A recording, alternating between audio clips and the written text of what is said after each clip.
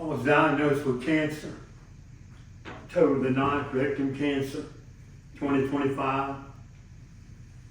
I began my treatments in the month of November. I took 27 radiation treatments. And they were not fun, they were not pleasant, they were brutal. But they were nothing compared to the radiation treatments that I took. I took my radiation treatments and they were delayed for several weeks at a time because my numbers, my readings would get very, very low. You know, my counts, blood cells, and red, white, and all these other numbers, I began to learn how to read them on my charts and things. And I suffered, you know, vomiting, nausea, diarrhea. Wake up at night, my body be covered in sweat. Literally, the blankets would be soaked, and I'd be shivering cold sweats, aches, pains, headaches, fever. Just constant feeling of just feeling bad, feeling terrible all the time.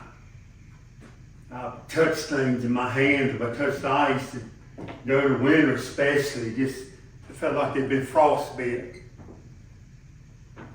And I would drink something. If I drank anything cold, it's like I had a strep throat. Anybody who's ever took treatments knows what I'm talking about. It's a rough, rough road. The inside literally feel like they're coming out. And you wonder sometimes, is the cure they're giving me going to kill me? And just the other day, I was sitting at home. And I said, watch this. And I began to pick my feet up. And the back of my feet was so numb, I hit them on the ground like this as hard as I could. And I said, I cannot feel a thing on either foot. And I beat them, man. That's how numb they were. But I finished my treatment some time back.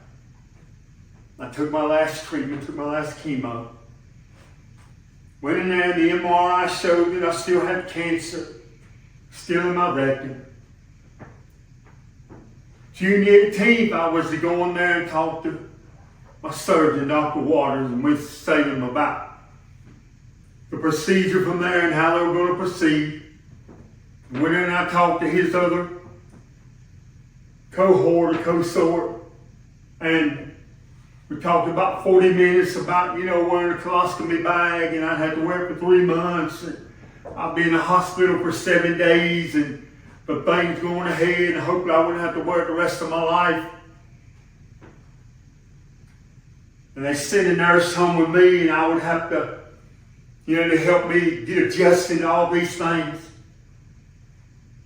And my whole life could change. I could have a whole new way of life. So you're bracing yourself for this. You've been through all this, but you know, you trust in God, you believe in God, but at the same time, you have to go through the steps of healing, of getting better. Now, I know people think they're so close to God, they can't get sick. Let me tell you something. Your body can get sicker than that, but sinner, you could die worse death than a sinner. So you need to drop that mess and get real. That doesn't mean the only reward is this, that we'll go to heaven, that will be with Jesus. But they talked to me about 40, 45 minutes and asked questions, and I gave an answer. He said, that's a good question, and these things are back and forth. And then they gave me 2 enemas, and I went there and used the bathroom.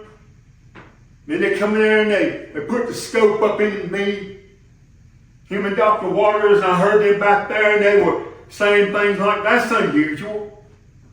That's interesting. And I thought, I'm laying on my side, and I thought, you know, what are they talking about? This doesn't sound good. This doesn't sound good. The things they were saying, like they were seeing something up in there that they weren't expecting to see. And they talked back and forth among themselves like this. And then when they got down, you know, and I had, you know, before, so it's a mess. It took a while to clean me up. And they got me cleaned up, and they said, you can sit down, Mr. Dorsey. And they said, we're not going to do a surgery at this time. And I said, well, what are you going to do? What do I do from here? They said, well, we can't find any cancer.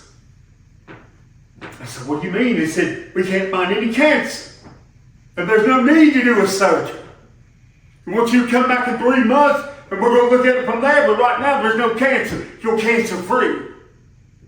And see, God came in there. God came in there. God came in there. And he healed out that remaining cancer. Somebody said, oh, it was the chemo. Oh, it was the radiation. There's a little bit more, and they just kept working. Yeah, I have a lot of confidence in God. And God put them here for a reason. But you don't sit there for 40 minutes, 45 minutes, and go sit at the doctor's office for 2 hours, and then somebody say your cancer's gone. God healed me.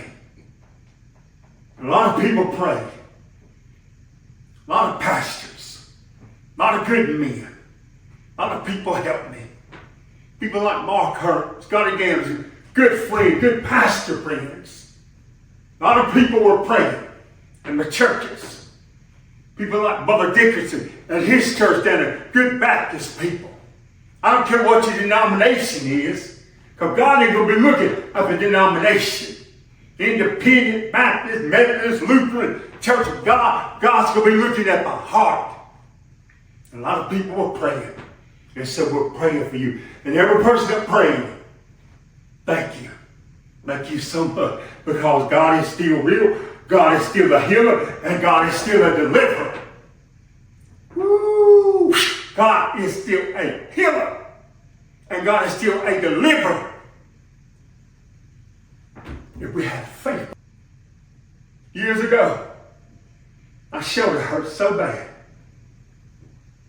And it's been over 20 years. They come up there and they anointed me in my altars. God said, go get anointed. It hurt so bad I was literally holding it. And I thought, man, it's got to be cancer because nothing can hurt this bad. And God said, lift your arm and praise me. And I got about this high. It felt like a lightning rod shooting through my shoulder. But by the end of the service, without even really noticing, by the end of the service, that arm was going like this. And I was giving God praise. 2 days later, that pain came back. And I said, devil, you're a liar. God has healed me. And that pain went away. I wish I could tell you that I had faith like that all the time, but I don't. Elijah was on Mount Carmel, and he saved an entire nation. He pulled fire down from heaven, but the very next day he sent a burnt juniper tree, wishing for God to kill him. When your faith is strong, when your faith is moving, when your faith is powerful, you don't need to sit still. You need to call somebody. You need to pray for somebody. You need to knock somebody. You need to knock on the door. You need to go visit the shut-in and the elderly. You need to do something for God because your prayer life, your faith is not going to stay there.